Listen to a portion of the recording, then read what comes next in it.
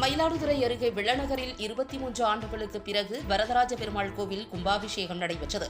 இதில் ஆயிரக்கணக்கான பக்தர்கள் பங்கேற்று தரிசனம் செய்தனர்.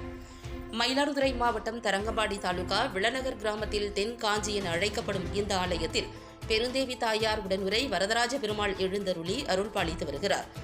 கடும் தவம் மேற்கொண்ட ஜயி ஷவ்யர் முனிவருக்கு ஸ்ரீதேவி பூதேவியுடன் அருள்மிகு வரதாச்சாரியார் பெருமாள் திவ்ய காட்சி அளித்துள்ளது இத்தலத்தின் சிறப்பாகும்.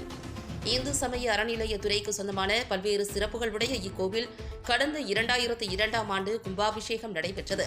கோவில் பழமை மாறாமல் புனரமைக்கப்பட்டு 23 ஆண்டுகளுக்கு பிறகு இன்று விமரிசையாக கும்பாபிஷேகம் நடைபெற்றது.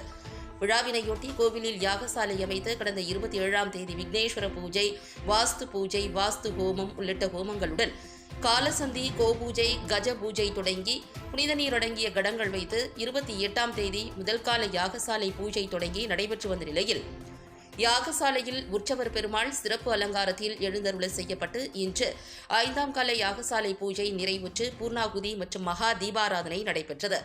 தொடர்ந்து பட்டாச்சாரியார்கள் புனித நீர் அடங்கிய கடங்களை தலையில் சுமந்து மேளதாள வாத்தியங்கள் முழங்க கோவிலை சுற்றி வலம் வந்து விமான கும்பத்தை அடைந்து அங்கு வேத மந்திரங்கள் ஓத கோபுர கலசங்கள் மீது புனித நீர் ஊற்றப்பட்டு கும்பாபிஷேகம் வெகு விமரிசையாக நடைபெற்றது. தொடர்ந்து தீபாராதனை காண்பிக்கப்பட்டது. இதில் ஆயிரக்கணக்கான பக்தர்கள் கலந்து கொண்டு சுவாமி தரிசனம் செய்தனர். பின்னர் பக்தர்களுக்கு அன்னதானம் வழங்கப்பட்டது.